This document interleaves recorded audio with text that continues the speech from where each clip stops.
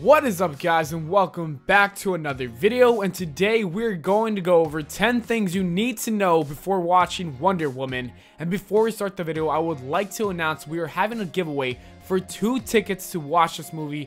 All you have to do is be subscribed and leave a like, and also comment what you are most excited about in the upcoming movie. And that's it, and you could win 2 tickets. Without further ado, let's get straight on the list with number 10, the mascara.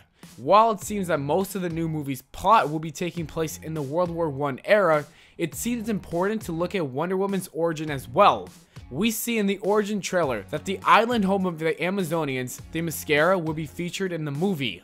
There's a few interesting specifics we know about the island so far, including Wonder Woman being the only child on the island at that time. The mascara hosted the same inhabitants for quite some time before Wonder Woman, who continued to be a relatively inexperienced child for quite some time, even after growing up.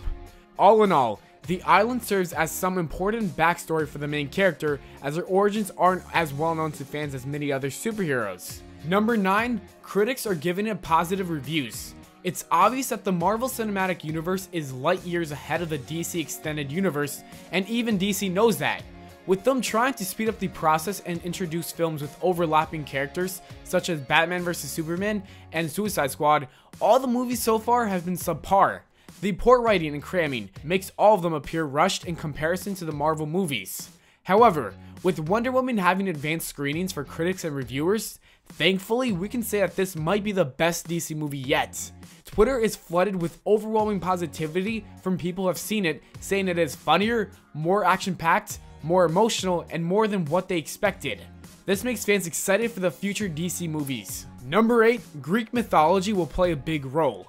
Wonder Woman has had multiple origin stories in the past, including her original tale of being crafted from clay. Although many comic fanatics are split between the different origin stories, the writers for the big screen knew what they wanted. This movie seems to be taking far more influence from the Greek mythology side of her past. Her story is that she is the demigod child of Zeus.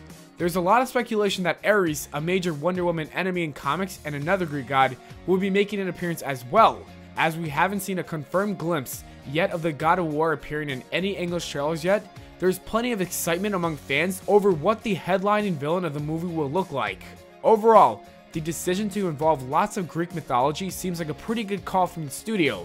After all, what can be cooler than fighting gods? Number 7, the God Killer. It's important to know about this weapon that the film centrally focuses around when the characters and audience slowly begin to learn that Diana is more powerful than she appears to be.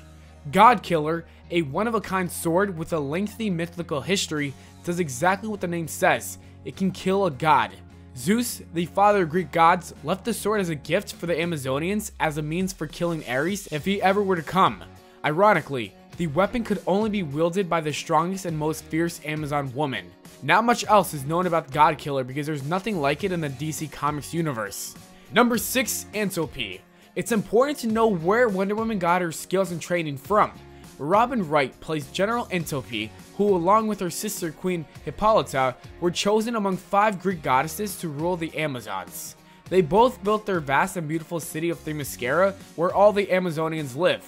Entropy is seen harshly training and preparing Diana for something bigger than she is. Maybe Wright's character knows that the princess will eventually venture off the island and be a part of something greater. We see multiple cuts that Entropy might be the strongest warrior, and there's even a clip where she shoots 3 arrows at once. We will have to wait and see how fans react to such an important character, but we are expecting her to be a fan favorite. Number 5, Diana was discouraged from wielding the sword. We see this when Diana's mother, Queen Hippolyta, tells her in the origin trailer that the sword can only be wielded by the fiercest Amazonian, and that Diana wasn't that woman. This plays an important role in the plot, because from that moment, Diana feels the need that she needs to prove her wrong. In fact, immediately after hearing this, the camera cuts to Diana as a child who is determined with the grin on her face. We know that Diana is different from the other Amazonians as she is a demigod, and her mother knows this too, so the reason why she most likely told her is so that she could motivate her and train harder. Obviously, this line gave the future Wonder Woman the motivation she needed, as she does grow up to be the mighty warrior, and we're pretty likely to see her fight with the legendary sword in the movie. Number 4, supporting characters. Besides Entropy, Wonder Woman has a lot more talented supporting actors and actresses that each play important side characters to the plot. Danny Hudson plays General Eric Ludendorff, a war general that appears to want to use a kind of a chemical agent to control the world during the war. Many fans speculate that it was Ares, the god of war, in disguise, but this is yet to be confirmed. Elena Anya plays Dr. Poison, a character who is well known and has a long history in the comics. She is a mad scientist who is skillful when concocting poisons and toxins. Lucy David plays Etta Candy, a familiar face in the comics. Throughout the trailers, it makes it pretty clear that she will be responsible for some comic relief. Candy is Steve Trevor's secretary and Diana's best friend when she moves to England. There will certainly be more supporting characters, so be on the lookout. Number 3, Wonder Woman will be a love story as well as an action flick. This movie seems to be exploring new territory for superhero movies in a couple of different ways.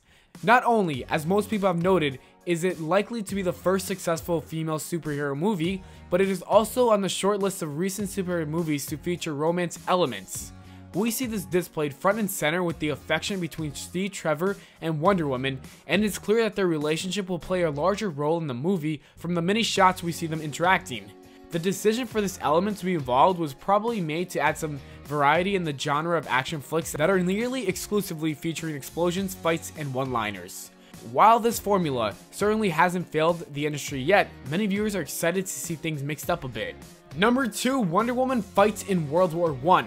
This movie seems to really be trying to make an authentic period piece on top of its many other aspects.